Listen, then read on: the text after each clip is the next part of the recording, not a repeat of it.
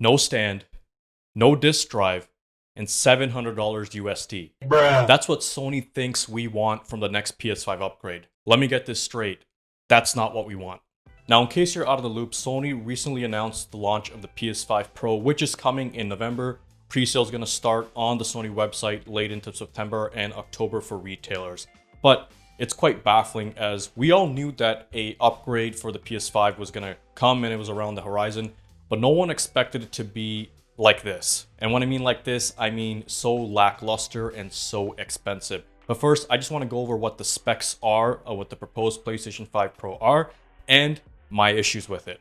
So the PS5 Pro, for the most part, is getting an internal upgrade. So Sony is going to be upgrading the computing unit, so you'll be able to game in 8K, also 4K 60 FPS, as well as ray tracing and AI upscaling. Also, the internal storage will now come at 2 terabytes instead of 828 with the regular PS5. Now, the only question I have is that 2 terabytes going to be internal, or is it going to be a pre-installed M.2 drive? Because if that's the case, it's a lot cheaper to buy your own SSD and install it than have Sony or a manufacturer come pre-installed with it. All right, let's immediately jump into the issues here. First of all, I want to talk about the stand. Now, people are going to say, listen, the stand is what? $25, $30. I understand, but I think it's the principle. The original PS5 came with a stand that you could use to both mount your PS5 vertically as well as horizontally. Now, with the PS5 Slim was announced, Sony cut back on them, but you did get 2 plastic stands that you could use to place your PS5 horizontal. Now, you will get none of those. Now, you would expect that from a Pro version of a console, it would have come equipped with all the essential accessories that you'd want to be a pro gamer. Unfortunately, this is cost cutting, and we see this across the board with not just Sony, but even Apple and other manufacturers. Now, video games are a close passion of mine, and I love testing out hardware from all manufacturers like Nintendo, Xbox, and PS5. And my YouTube channel is actually dedicated to it. So if you like videos around tech and gaming, don't forget to subscribe to my channel and check it out. The next big issue, and it's the most obvious one, is the lack of a disk drive. Now, in my opinion, if you're launching anything pro or an upgrade to any model, it should include what the original had plus more. For Sony to be removing the disk drive just makes absolutely no sense. And I will say this, and a lot of people have missed this point, that on the website, Sony did mention that you have the potential and the possibility to expand a disk drive when it is available. But like again, that will cost you more money. This is something that should be coming with the actual product. Now, the issue of the lack of a disk drive is more nuanced and more comprehensive than just the fact that it's not coming with one.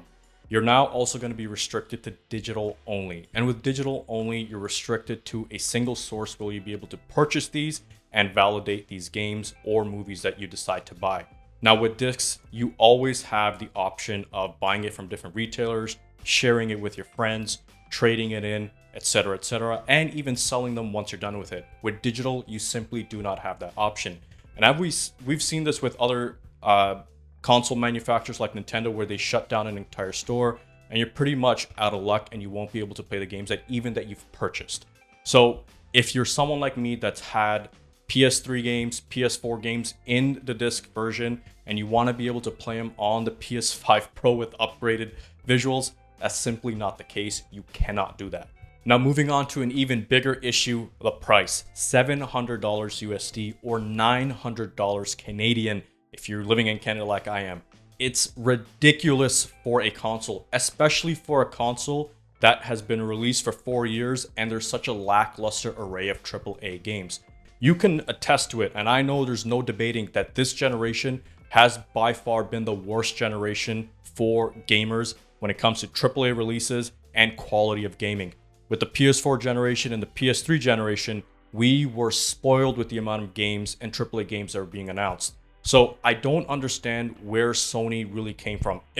If I was in Sony's executive board and I just wanted to pump this idea to the CEO, I'd probably say, hey, listen, buddy, why don't we invest in actual games and we'll worry about the hardware later. And speaking of hardware, the PS5 right now is running great. I've had practically no issues with any of the games that have been released.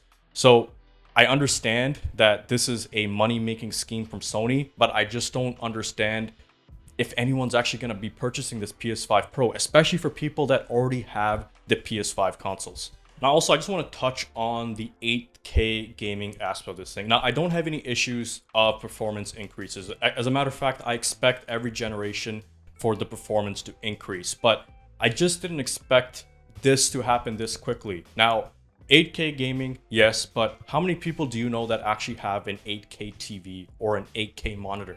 Now, to my understanding, 8K monitors are far and few between and are in the thousands of dollars. If you have something like that, you're probably gaming on a very expensive and very powerful PC machine. Now, in terms of TVs, this is something that is not mainstream yet, and I don't anticipate it being mainstream until the next couple of years just because of price and the lack of demand for it. And if you're into research or anything sort of like that, a lot of people are still actually gaming on 1080p monitors and 1080p TVs. So once again, Sony, great job of improving the hardware, but you totally missed the mark on both the pricing as well as the timing of this release. What would have made the most sense is you got the most out of the PS5. Once the hardware started to show any signs of, slowing down, that's when you would upgrade to the PS6. Now, based on the previous launches of Pro models, the upgraded to the next generation of console usually comes around 2 years later. So I anticipate that the PS6 with the PS5 Pro being released in 2024 will probably be launched in 2026 or 2027. And I think that my PS5 as is will probably be able to handle the next 2 years of gaming just fine. So listen, if you're in the boat of you've always wanted a PS5, you don't have one now, and you're debating on getting the PS5 Pro or the PS5, I'm going to say my recommendation is just buy the PS5 Slim with the disc version. Now, I have both the PS5 regular and the PS5 Slim disc versions. I'm actually going to be doing a long-term review, so subscribe to my channel if you haven't done so. I do lots of videos on gaming and tech, but in my personal opinion, that is the best bang for buck because right now you can pick up a PS5 with the disc version for around 450 to 500 USD, which is substantially cheaper than what Sony's anticipating or Sony will be launching their PS5 Pros at. So if that's where you stand, my recommendation is just the regular PS5. Like I said, there's really no titles. So if anything, the best case option is to go into PC gaming, but PC gaming is its own beast and its own debates and conversations. We'll save that for another day. But these are just my opinions. If you guys like them and you agree with them, hit the like button. If you disagree, I will absolutely love to have some discourse in the comments. I always love sharing opinions and listening to opinions. Some people might think that this is something that everyone's been wanting and they really wanted a pro version of this.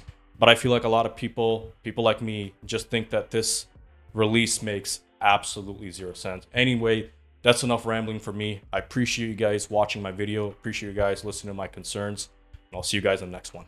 Peace.